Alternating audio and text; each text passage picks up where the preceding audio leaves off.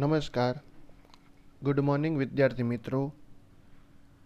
ફરી આપણા આ ઓનલાઈન સેશનની અંદર સૌ વિદ્યાર્થી મિત્રોનું હું હૃદયપૂર્વક સ્વાગત કરું છું. વર્તમાન પરિસ્થિતિ અનુસાર આપણે સૌ ઓનલાઈનના માધ્યમથી અભ્યાસ કરીશું અને ત્યારબાદ આપણે ફિઝિકલ એજ્યુકેશનની અંદર જોડાઈ જશું. હાલ આપણો અભ્યાસક્રમ ઇકોનોમિક્સની અંદર ચેપ્ટર નંબર 9 વિદેશ વેપાર છે એ ચાલી રહ્યો છે. એમાં આપણે ફિઝિકલી આપણે ઘણા બધા ટોપિક છે જેની આપણે ચર્ચાઓ કરી ચૂક્યા છીએ. આંતરિક અને વિદેશ વેપારનો અર્થ સમજી ચૂક્યા છીએ, વિદેશ વેપાર માટેના કારણો સમજી ચૂક્યા છીએ, વિદેશ વેપારના સ્વરૂપને અસર કરતી બાબતોનો પણ અભ્યાસ કર્યો છે અને લાસ્ટમાં આપણે આંતરિક વેપાર અને વિદેશ વેપાર આ બંને વચ્ચેનો જે તફાવત છે તેનો આપણે અભ્યાસ કરેલો છે. હવે આપણે ઓનલાઈનના માધ્યમથી આપણો અભ્યાસ આગળ આપણે કન્ટિન્યુ કરશું. એટલે કે 9.5 વિદેશ વેપારની પ્રવર્તમાન સ્થિતિથી આપણે અભ્યાસ છે એ આગળ ચલાવવાનો છે. હાલ વર્તમાન જે કાંઈ પરિસ્થિતિ છે એના બેઝ ઉપર આપણે લોકો છે એ આ રીતનો અભ્યાસક્રમ છે એ ચલાવશું. બને એટલું પ્રયત્ન કરશું સારી રીતે સમજીને આપણે આગળ ચાલીએ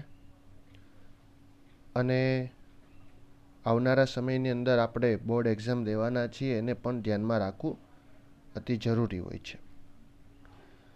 તો એક અગત્યનો સવાલ છે, વિદેશ વેપારની પ્રવર્તમાન સ્થિતિ જણાવો. ખૂબ અગત્યનો સવાલ છે અને ખાસ પૂછાતો સવાલ છે બોર્ડની અંદર, એટલે આ બાબતને આપણે ખાસ ધ્યાન રાખશું કે વિદેશ વેપારની પ્રવર્તમાન સ્થિતિ મતલબ પ્રેઝન્ટ ટાઈમ ઉપર વિશ્વ દુનિયાની અંદર વિદેશ વેપાર ક્યાં છે. અહીંયા આપણે એક મહત્વપૂર્ણ સેક્શન બી માટે અથવા ઘણીવાર સેક્શન એ એમસીક્યુની અંદર પૂછાતો એક પ્રશ્ન છે કે ભાઈ વર્લ્ડ ટ્રેડ રિપોર્ટની શોધ કોણે કરી, બરોબર, અથવા તે ઇતિહાસકારનું નામ જણાવો. તો વર્લ્ડ ટ્રેડ રિપોર્ટ જે છે એ એગ્નસ મેડિસન નામનો જે ઇતિહાસકાર છે એણે વર્લ્ડ ટ્રેડ રિપોર્ટની શોધ કરેલી. આ આપણા માટે અતિ મહત્વપૂર્ણ બાબત છે, ખાસ ધ્યાને લેજો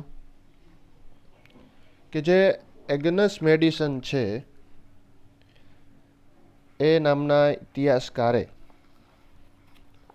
વર્લ્ડ ટ્રેડ રિપોર્ટની શોધ કરેલી છે અને એના અનુસંધાનમાં આપણે વાત કરીએ તો એણે 2013ના રિપોર્ટમાં દર્શાવ્યું છે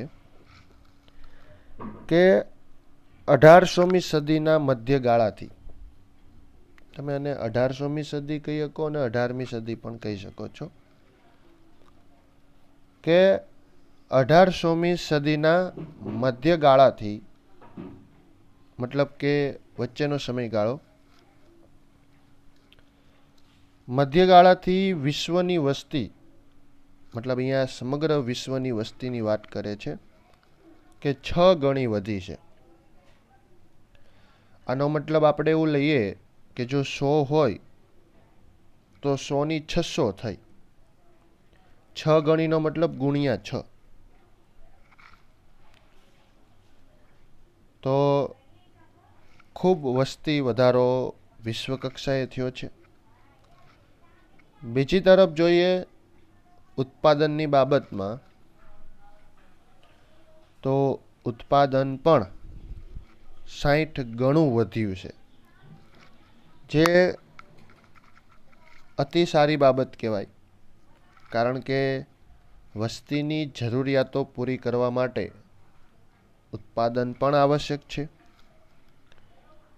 તો વિશ્વનું ઉત્પાદન 60 ગણું વધ્યું છે અને વિશ્વ વેપાર 140 ગણો વધ્યો છે. તો એક બાબત છે એ ખૂબ સારી છે કે આ રીતે વેપાર છે એની અંદર વધારો જોવા મળે છે કે ભાઈ વિશ્વ વેપાર 140 ગણો વધ્યો છે. તો વસ્તી 6 ગણી વધી, ઉત્પાદન 60 ગણું અને વિશ્વ વેપાર 140 ગણો વધ્યો છે. આ રિપોર્ટ મુજબ વિશ્વમાં વાહન વ્યવહાર અને સંદેશા વ્યવહારના ખર્ચમાં નોંધપાત્ર ઘટાડો થવાથી વેપારને વેગ મળ્યો છે. અથવા આપણે એમ કહીએ કે આ બંને સેવા ક્ષેત્ર છે એનો વિકાસ થવાથી વેપારને વેગ મળ્યો છે.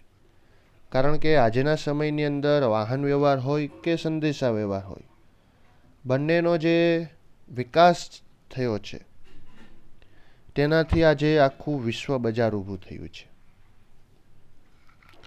ઉપરાંત દરેક પ્રદેશો વચ્ચે પણ રાજનયિક સંબંધોનો વિકાસ, એટલે કે રાજનીતિક સંબંધોનો વિકાસ થતાં પણ વેપાર વધ્યો છે. એટલે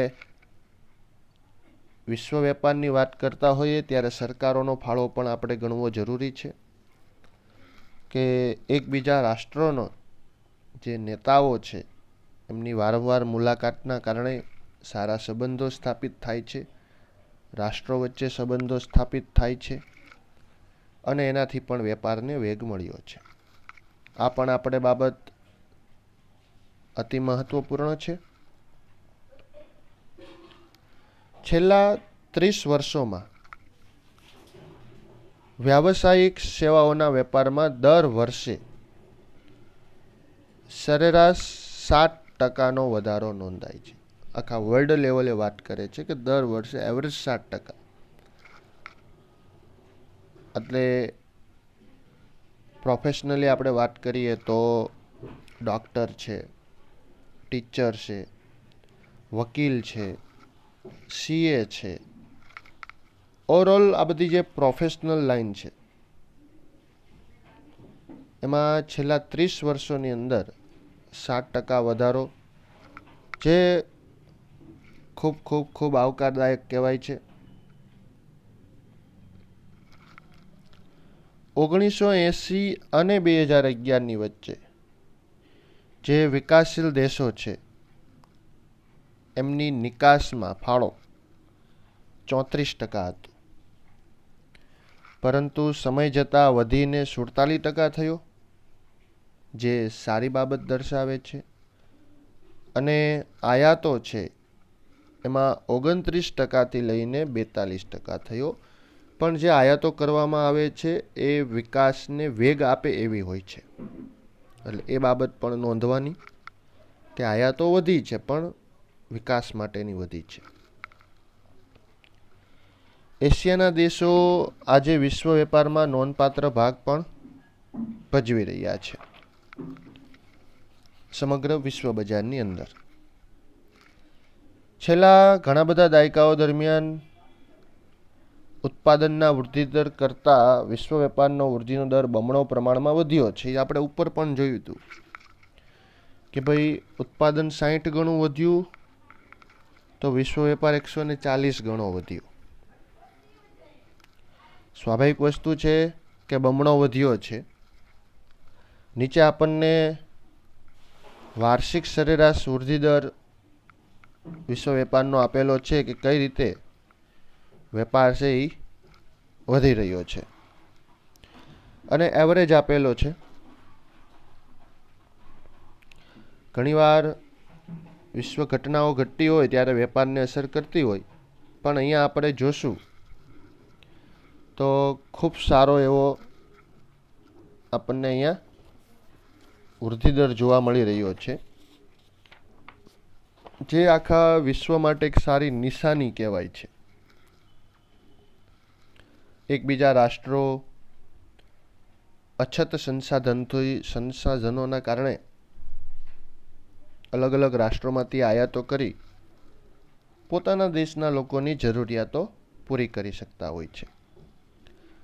તો જોઈએ તો 7.88%, 3.65%, 6.55%, 6.89%, 5% અને 2015-16માં આવતા 2.8% છે એ નોંધાયો છે. ઓવરઓલ વાત કરીએ તો સમગ્ર વિશ્વ કક્ષાએ જે આ વિશ્વ વેપારનો જે દર છે ખૂબ આપણને પોઝિટિવલી જોવા મળે છે. તો વિદ્યાર્થી મિત્રો, આ રીતે તમારે 9.5 વિદેશ વેપારની પ્રવર્તમાન સ્થિતિ જે પોઈન્ટ હતો એ ખૂબ જ મોસ્ટ આઈએમપી છે, ખાસ પાકો કરજો. આની અંદર જે પોઈન્ટ દર્શાવવાના રહેશે આપે એ સૌ પહેલાં એગ્નસ મેડિસનના વર્લ્ડ ટ્રેડ રિપોર્ટ છે. વિશ્વની વસ્તી 6 ગણી, ઉત્પાદન 60 ગણું, વેપાર 140 ગણો, આ દર્શાવવાનો. ત્યાર પછી પોઈન્ટ દર્શાવવાનો કે વાહન વ્યવહાર, સંદેશા વ્યવહારના વિકાસથી વેપારને વેગ મળ્યો, ઉપરાંત રાજનીતિક સંબંધોનો વિકાસ થતાં વેપાર વધ્યો. પછીની બધી મહત્વપૂર્ણ બાબતો, આયાત નિકાસ કેટલી, એશિયાના દેશોનો ફાળો કેટલો, અને જો મહત્વપૂર્ણ છે એ છે કોષ્ટક, કે જો કોષ્ટક દોરશો તો આપને પૂરેપૂરા માર્ક અને સારી રીતે માર્ક આપને મળી શકશે. એટલે કોષ્ટક છે એ બી આપણે સાથે દોરવું જરૂરી હોય છે.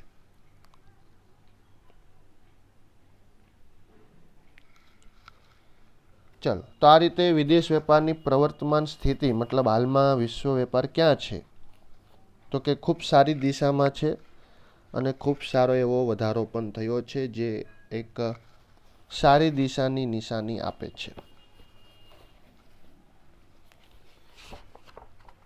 આ વાત કરી મેં પ્રવર્તમાન સ્થિતિની. હવે હું તમને વાત કરું ભારતના હિસ્સાની, કે ભાઈ India share in global trade. Bharat છે એનો હિસ્સો શું છે વિશ્વ વેપારની અંદર.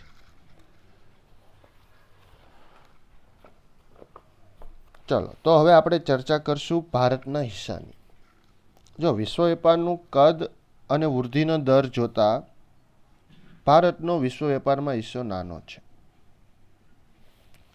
જે આપણે અત્યાર સુધી અભ્યાસ કરતા આવ્યા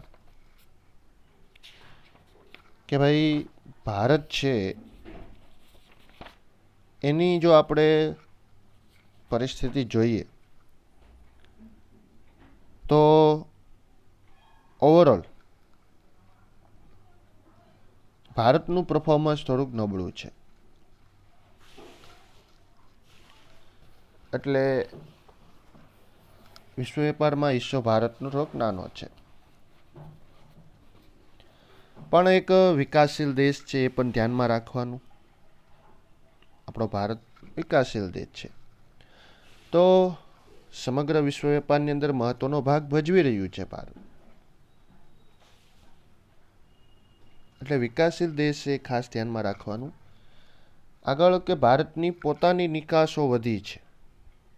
જો આપણે એક મહત્વપૂર્ણ ચર્ચા કરીએ તો ભારતની પોતાની જે નિકાસો છે એ વધી છે, જે સારી બાબત છે. ગયા ટોપિકમાં મેં ચર્ચા કરી કે ભાઈ વિકાસશીલ દેશોનો નિકાસમાં ફાળો વધ્યો છે, 34 થી લઈને 47 થયો છે. તો નિકાસો સ્વાભાવિક વસ્તુ છે કે વિકાસશીલ દેશની વધ્યો એટલે કે ભારતની પણ વધ્યો, કારણ કે ભારત પણ એક વિકાસશીલ દેશ છે. અને જીડીપી, બરાબર, તો ગ્રોસ ડોમેસ્ટિક પ્રોડક્ટ, કુલ ઘરેલું પેદાશ. તો જીડીપીની અંદર પણ નિકાસનો ફાળો વધ્યો છે. એ સારી બાબત વિશ્વ વેપારની અંદર કહી શકાય ભારત માટે. નિકાસના પ્રમાણમાં નોંધપાત્ર વધારો થયો હોવા છતાં ભારતની જે આયાતો છે તેની નિકાસો કરતાં વધુ પ્રમાણમાં વધે છે. મતલબ કે આયાતોનું જીડીપીમાં પ્રમાણ નિકાસો કરતાં વધુ છે. એટલે આ એક બાબત પણ છે કે ભાઈ આપણે નિકાસ ઓછી કરીએ છીએ અને આયાત વધારે પ્રમાણમાં કરી રહ્યા છીએ. તો એક આ બાબત જે છે એ ભારત માટે ધ્યાનમાં રાખવી કે ભાઈ નિકાસ કરતાં આયાત વધારે છે. વધતી જે આયાતો છે, વધતી આયાતો, એનું અર્થઘટન એવું થાય છે કે ભારતની વૃદ્ધિ અને વિકાસ, ભારતની વૃદ્ધિ અને વિકાસ સારા એવા પ્રમાણમાં થાય છે. બરોબર, કે ભાઈ આયાતો આપણી વધી રહી છે. એનું કારણ કે ભાઈ નિકાસ કરતાં પણ આયાત વધારે છે. તો કે ભારતની વૃદ્ધિ અને વિકાસ સારું એવું વધી રહ્યું છે, તો આયાતી માટે સારી છે. જેથી એમ કહેવાય કે ભાઈ આયાતોનું પ્રમાણ વધ્યું છે પણ વિકાસ માટે. અને જ્યારે વિકાસ માટે આયાતો વધી હોય તો એવી આયાત કરવી ભારતને હંમેશા પોસાય છે. હું તો એમ કહું મિત્રો કે માત્ર ભારતને નહીં બેટા, પણ સમગ્ર વિશ્વનો કોઈ પણ રાષ્ટ્ર હોય, જો એવી આયાતો હોય કે તેના રાષ્ટ્રને વિકાસ કરવામાં મદદ કરતી હોય તો હંમેશા પોસાય. અને આ જ કારણ ભારત માટે છે. વધતી નિકાસો છે એનો અર્થ શું થાય છે? તો કે ભારતની વિશ્વ કક્ષાએ સ્પર્ધાત્મક કિંમત હોય, કારણ કે સમગ્ર વિશ્વની સમગ્ર કંપનીઓ આવશે, હરીફાઈઓ થશે. આવા સમયે સારી ગુણવત્તાવાળી વસ્તુઓ અથવા સેવાઓ નિકાસલક્ષી જથ્થો ઉત્પન્ન કરવાની ક્ષમતા ભારતમાં વધી છે. અને આ ભારત માટે બહુ સારી નિશાની છે વિશ્વ લેવલે, કે વધતી આયાતો એવી છે કે જે વિકાસ માટે મદદરૂપ કરે છે એટલે પોસાય છે. ઉપરાંત નિકાસલક્ષી નિકાસ થાય છે. એનો મતલબ છે કે ભારતની સારી સારી વસ્તુઓ, સારી ગુણવત્તાવાળી વસ્તુઓ, સ્પર્ધાત્મક કિંમતવાળી વસ્તુઓ આજે વિશ્વ કક્ષાએ વેચાઈ રહી છે. અને નિકાસ વધે છે એનું કારણ છે કે ભારતની ઉત્પન્ન કરવાની જે ક્ષમતા છે એ પણ વધી છે. કારણ કે ખાલી આપણે આંતરિક વેપારની વાત કરીએ તો હાલ તો એવી પરિસ્થિતિ છે કે ભારતમાં વસ્તી વધી રહી છે, ભારતના લોકોની જરૂરિયાતો ખૂબ વધી રહી છે. તો તમામ ક્ષેત્રો ભારતની જરૂરિયાત પૂરી કરે તો પછી નિકાસ ન થઈ શકે. એનો મતલબ નિકાસ થાય છે એટલે ભારતની જરૂરિયાતો પૂરી થાય છે, ઉપરાંત જે જથ્થો વધે છે એને આપણે નિકાસ કરીએ છીએ.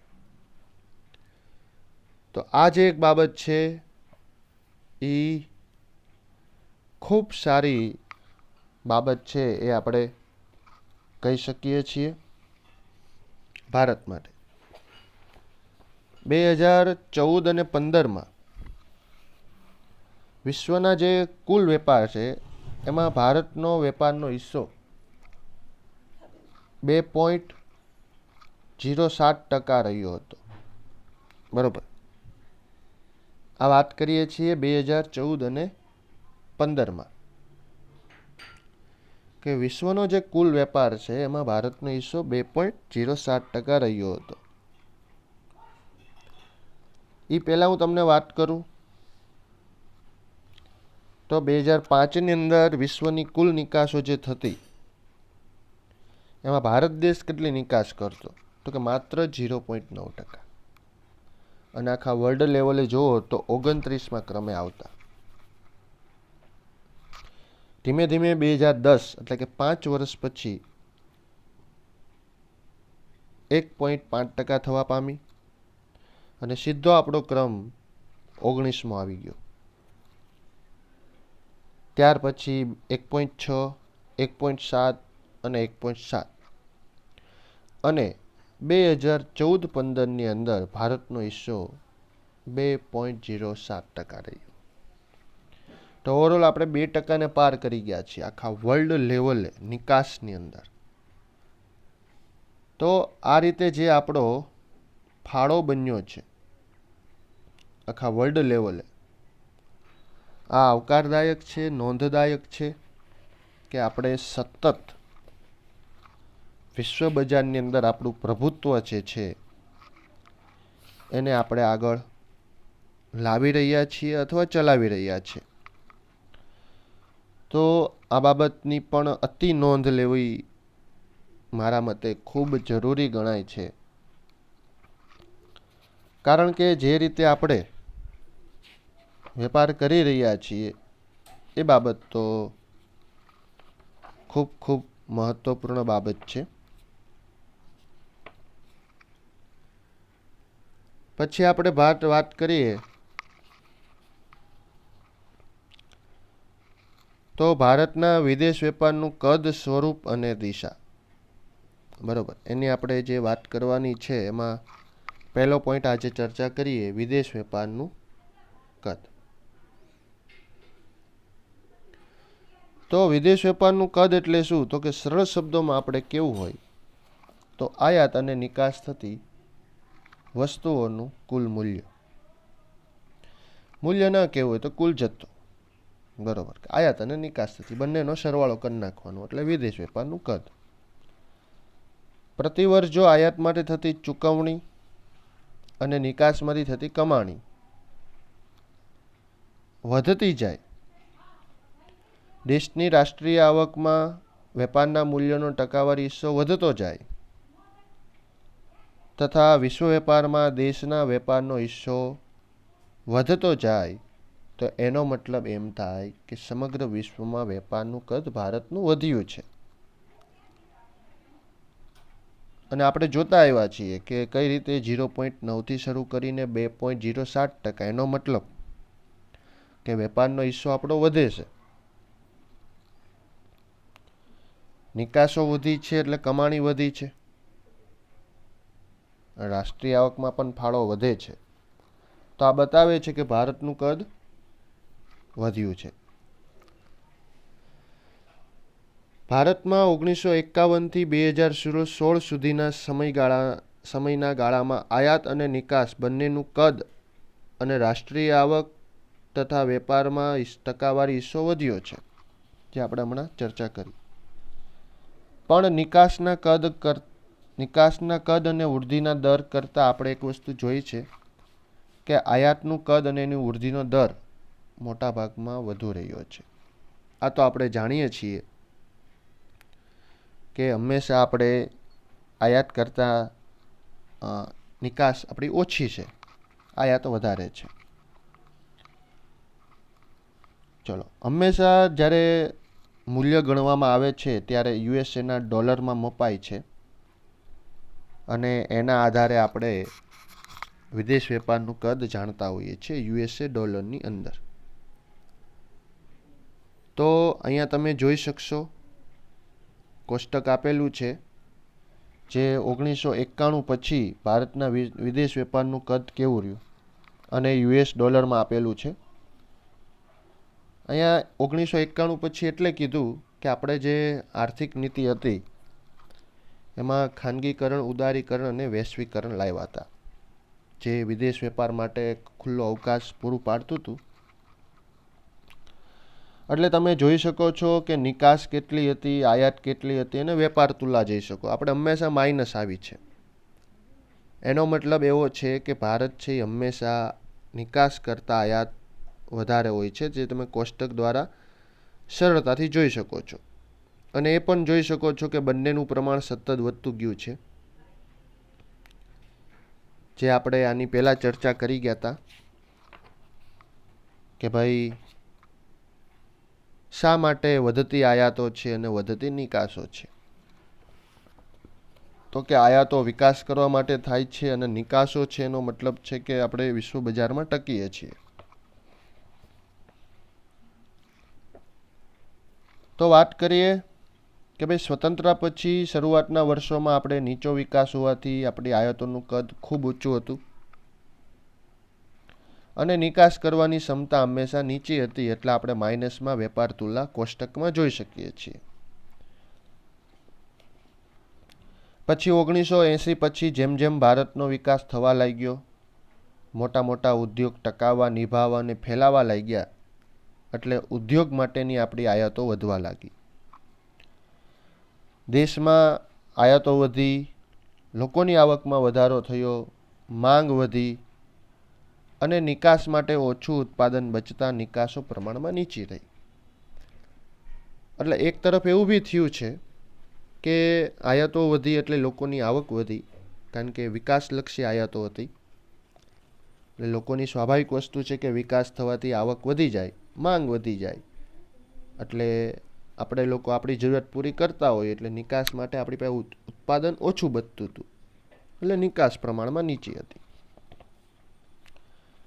1991 પછી નિકાસમાં પણ સારો એવો આપણે વધારો કરેલો છે, નો ડાઉટ. પહેલાં કરતાં આપણે સારો એવો વધારો કર્યો છે અને વૈશ્વિકરણમાં હરીફાઈમાં ટકવા માટે આપણે ટેકનોલોજી, પેટ્રોલ વગેરેની આપણે આયાતો પણ ઊંચી રાખી છે. પરંતુ નિકાસો પણ આપણે સારા પ્રમાણમાં વધારી છે, એ નોંધવા જેવી બાબત છે, કારણ કે એક વિકાસશીલ દેશ તરીકે જો આ બાબત હોય એટલે નોંધવા જેવી બાબત હોય. હવે ક્યારનું આપણે એવી ચર્ચા કરીએ છીએ કે વિકાસલક્ષી આયાતો, વિકાસલક્ષી આયાતો. તો વિકાસલક્ષી આયાતો એટલે શું? તો કે કાચો માલ છે, નિષ્ણાતોની સલાહ છે, મશીનો લાવીએ, તો આ બધી વસ્તુ કહેવાય વિકાસલક્ષી આયાત, કે જેથી આપણો દેશનો વિકાસ થઈ શકે. નિભાવ માટેની આયાત એટલે શું? નિભાવ એટલે આપણી જરૂરિયાત પૂરી કરવા માટેની આયાત. તો કે વીજળી છે, જે આપણી જરૂરિયાત પૂરી કરે. આંતરમાળખાકીય સગવડતાઓ છે, જેમ કે વાહન વ્યવહાર, તો આપણી જરૂરિયાત પૂરી કરે. કૌશલ્ય પ્રાપ્તિ છે, કંઈક આપણે નવું શીખીએ, તે બધી જે આયાતો થતી હોય એ નિભાવ માટેની આયાતો. અને વિકાસલક્ષી આયાતમાં આપણા રાષ્ટ્રનો વિકાસ કરી શકાતો, જેમ કે મશીન છે, કાચો માલ છે, વગેરે વગેરે, ટેકનોલોજી છે, વગેરે વગેરે. તો આ રીતે આપણે છે એ વિકાસલક્ષી આયાતો કરી રહ્યા છીએ, ઉપરાંત નિકાસો થઈ રહી છે. તો આ ભારતનું કદ દર્શાવે છે. ભારતની જીડીપીમાં વેપારનો ટકાવારી હિસ્સો જોશો તો જત તમને ખબર પડશે કે ભાઈ કઈ રીતે આપણે જીડીપીની અંદર વેપારનો ટકાવારી હિસ્સો વધી રહ્યો છે. 1981માં 12 હતો, ત્યાંથી લઈને 2014માં જશો, 2011માં, તો આપણો 41.8% જીડીપીની અંદર ફાળો છે વિદેશ વેપારનો, બરોબર, ડોલરમાં. અને 2014માં 38.3. આ વર્લ્ડ ટ્રેડ રિપોર્ટ 2015 પ્રમાણે આપેલો છે. અને તમે ગ્રાફિકલી તમે પણ જોઈ શકો છો અહીંયા કે કઈ રીતે ભારત છે સતત વેપારની અંદર પોતાનું પ્રભુત્વ છે એ જમાવતું જાય છે. વિકાસલક્ષી આયાતો કરે છે, ઉપરાંત સતત નિકાસો કરી રહ્યું છે, અને વર્લ્ડમાં જે લેવલે પ્રગતિ થઈ રહી છે એ ભારત સતત કરી રહ્યું છે. તમને સ્પષ્ટ રીતે જોવા મળી જશે. તો વિદ્યાર્થી મિત્રો, આ હતું આપણું વિદેશ વેપારનું કદ. સ્વરૂપની ચર્ચા આપણે આવતા લેક્ચરમાં કરશું, પણ કદ સમજ્યા એટલે આપણને સ્પષ્ટ ખ્યાલ આવ્યો કે કઈ રીતે ભારત છે પોતાનું પ્રભુત્વ વિશ્વ લેવલે વધારી રહ્યું છે. આયાતો વધી છે, નો ડાઉટ, પણ હામી નિકાસો પણ વધી છે, અને આયાતો બધી વિકાસલક્ષી છે, જેથી ભારતને પોસાય છે. તો કદની આ લેક્ચરમાં ચર્ચા કરી. સ્વરૂપની ચર્ચા વિદ્યાર્થી મિત્રો આપણે આવતા લેક્ચરમાં કરશું, અને આ રીતે આપણે થોડા સમય પૂરતું ઓનલાઈન અભ્યાસ છે એને કરશું, અને પછી ફિઝિકલી પાછા ભેગા થઈ જશું. તો આપ સૌનો જોડાવા બદલ આભાર. ફરી આપણે નવા વિડીયો લેક્ચર સાથે મુલાકાત કરશું. ત્યાં સુધી બધા મિત્રોને આવજો. ટેક કેર અને અભ્યાસ પણ કરતા રહેજો. આવજો. બાય.